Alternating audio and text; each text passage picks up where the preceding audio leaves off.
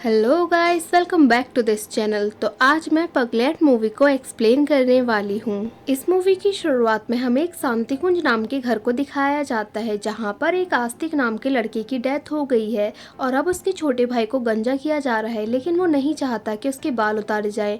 फिर भी सब लोग मिलकर उसके बाल उतरवा देते हैं और राज आस्तिक की मौत का पहला दिन होता है और उसके घर में उसके सभी रिलेटिव्स आए हुए होते हैं। यहाँ पर सभी लोग बात कर रहे होते हैं और गॉसिप कर रहे होते हैं कि जो उसकी वाइफ है संध्या, अब उसका क्या होगा, क्योंकि उसकी शादी को अभी 6 ही महीने हुए थे। तो संध्या इस घर की अभी नई नवेली दुल्हन ही होती है, जो कि अब विधवा हो चुकी है। इसके बाद हमें संध्या को दिखाया जाता है, जो कि अपने कमरे में बैठकर फेसबुक पर अपने हस्बैंड के स्टेटस के डेथ के कमेंट पढ़ रही होती है। इसके बाद संध्या से मिलने के लिए उसके माता पिता आते हैं, जो कि बहुत रो रहे होते हैं, लेकिन संध्या को बिल्कुल भी रोना नहीं आता। सब लोग ये देखकर हैरान रह जाते हैं और संध्या सब लोगों को देखकर ये सोचती है कि ये सब लोग इतना ओवर रिएक्ट क्यों कर रहे हैं। इसके बाद आस्तिक की माँ आती है और संध्या के माता पिता से चाय के लिए पूछती है और वो संध्या से भी चाय पीने के लिए पूछती है, लेकिन संध्या कहती है कि मेरा मन पेप्सी पीने का कर रहा है। ये बात सभी लोगों को सुनने में थोड़ी अजीब लगती है, लेकिन सब लोग सोचते हैं कि संध्या भी सदमे में है। इसके बाद हमें संध्या की बेस्ट फ्रेंड नाजिया को दिखाया जाता है, जो कि यहाँ पर आकर थोड़ा सेंटी होने की कोशिश कर ही रही होती है कि इतने में यहाँ पर संध्या आ जाती है और वो उसको बताती है कि उसको रोना नहीं आ रहा है और वो कहती है कि मुझे समझ नहीं आ रहा कि मेरे साथ ऐसा क्यों हो रहा है। और वो उससे ये भी कहती है कि जब मेरी बचपन में बिल्ली मर गई थी तो मैंने 3 दिन तक खाना नहीं खाया था और मैं बहुत ज्यादा रोई थी, लेकिन इस बार तो मेरा पति मरा है और मुझे बिल्कुल भी रोना नहीं आ रहा। ये सब कुछ चल ही रहा होता है कि तब आस्तिक की माँ संध्या के पास आती है और कहती है कि मुझे आस्तिक के कुछ डॉक्यूमेंट्स चाहिए। जब संध्या उस डॉक्यूमेंट को ढूंढ रही होती है तो उसको आस्तिक के डॉक्यूमेंट्स में एक लड़की की फोटो मिलती है। तो संध्या बस उस फोटो को ही देखती रहती है और वो सोचती है कि ये कौन है। इसके बाद संध्या सोचने लगती है कि ये उसके हस्बैंड की कोई गर्लफ्रेंड थी और वो अपनी फ्रेंड को कॉल करके कहती है कि मुझे गोलगप्पे खाने के लिए जाना है। लेकिन उसकी फ्रेंड को ये बात थोड़ी अजीब लगती है, क्योंकि उसके हस्बैंड की अभी तो डेथ हुई है। तो वो उससे कहती है कि जब मेरा हस्बैंड दूसरा अफेयर चला सकता है तो क्या मैं गोलगप्पे खाने के लिए नहीं जा सकती। इसके बाद वो अपने घर में डॉक्टर के पास जाने का बहाना बनाती है। तो पहले तो वो डॉक्टर के पास जाते हैं और इसके बाद वो दोनों गोलगप्पे खाने के लिए चले जाते हैं। और दूसरी साइड हमें दिखाया जाता है कि आस्तिक के माँ बाप और उसका भाई आस्तिक की अस्थियों को बहाने के लिए गंगा में जाते हैं। और दूसरी साइड हमें संध्या को दिखाया जाता है, जो कि अपने फ्रेंड से कह रही होती है कि मुझे उस लड़की से मिलना है और उसके मन में उस लड़की से मिलने की जिद बैठ जाती है। इससे पहले कि संध्या उस लड़की के बारे में कुछ भी पता लगा पाती या फिर लगाना शुरू करती, तो वो देखती है कि उसके घर में आस्तिक के ऑफिस से कुछ लोग आए होते हैं। तो उसमें वो लड़की भी आई होती है। संध्या उस लड़की को देखकर कंट्रोल नहीं कर पाती और वो उस लड़की से कहती है कि मेरे रूम में आस्तिक के कुछ डॉक्यूमेंट्स पड़े हैं और मैं चाहती हूँ कि तुम वो अपने साथ ले जाओ। और ये बोलकर वो उस लड़की को अपने साथ अपने रूम में ले जाती है। रूम में ले जाने के बाद वो उस लड़की की पिक दिखाती है और पूछती है कि तुम कौन हो। तब वो उसको बताती है कि मैं आस्तिक की गर्लफ्रेंड थी और वो कहती है कि मेरे पेरेंट्स नहीं माने हमारी शादी के लिए, इसलिए आस्तिक ने तुमसे शादी कर ली। और यहाँ पर हमें उस लड़की का नाम भी पता चलता है। उस लड़की का नाम आकांक्षा होता है और आकांक्षा संध्या को बताती है कि तुमसे शादी होने के बाद आस्तिक ने तुम्हें कभी भी धोखा नहीं दिया और तुम्हारी शादी के बाद हम लोग वापस से कभी नहीं मिले। इसके बाद से ही संध्या और आकांक्षा में काफी अच्छी फ्रेंडशिप हो जाती है और ये दोनों मिलना जुलना स्टार्ट कर देते हैं। इसके बाद से ही संध्या आकांक्षा के साथ ज्यादा टाइम स्पेंड करना स्टार्ट कर देती है और वो ये जानने की कोशिश करती है कि आस्तिक और आकांक्षा कैसे मिले और इन दोनों के बीच क्या क्या हुआ था।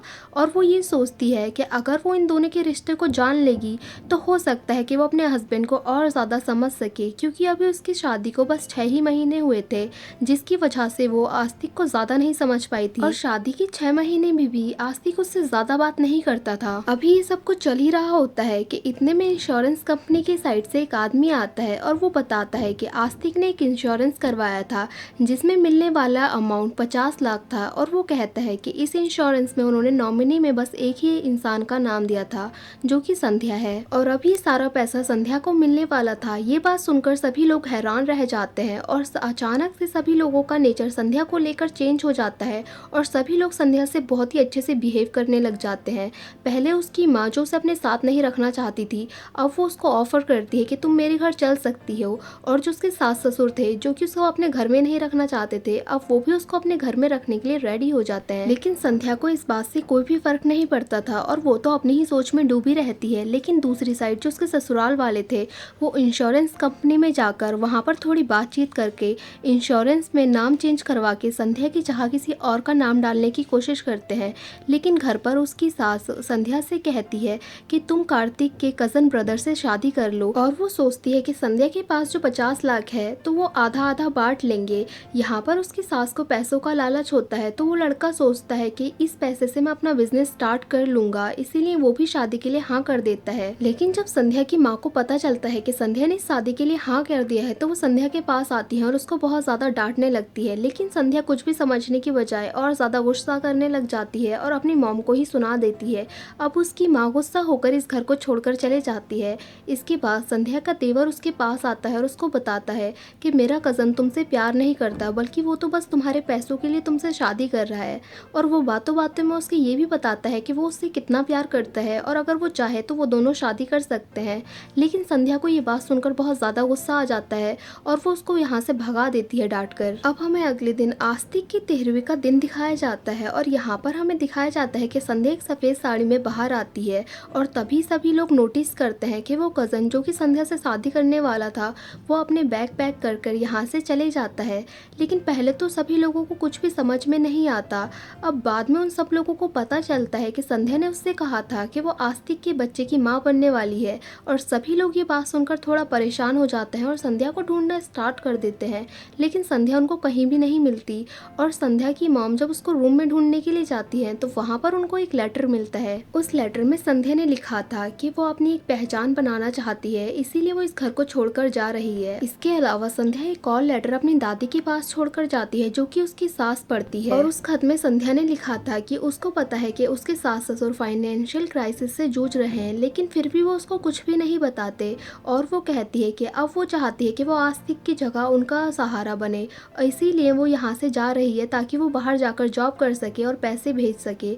और वो कहती है कि वो 50 लाख का चेक मेरे रूम में मेरे तकिए के नीचे रखा है जिसका कि पापा जी सही से इस्तेमाल कर सके। अब यहाँ पर उसके सास ससुर को रियलाइज़ होता है कि उन्होंने संध्या को समझने में कितनी बड़ी गलती की और अब वो लोग रोने लग जाते हैं। अब ये सब लोग थोड़ा खुश और सेटिस्फाई हो जाते हैं। इसके बाद हमें संध्या को दिखाया जाता है जिसकी हेल्प उसके फ्रेंड कर रहे होते हैं उसके आइडेंटिटी ढूंढने में, और यहाँ पर वो भी काफ़ी खुश हो जाती है क्योंकि ये उसकी लाइफ का पहला फैसला होता है जो कि उसने खुद लिया होता है। और ये मूवी यहीं पर एंड हो जाती है। सो गाइस, अगर आपको ये मूवी अच्छी लगी हो तो लाइक करें, शेयर करें और कमेंट करें और सब्सक्राइब करें इस चैनल को ऐसी ही मज़ेदार वीडियोस को देखने के लिए, और बेल आइकन को दबाना ना भूलें। Thank you for watching guys.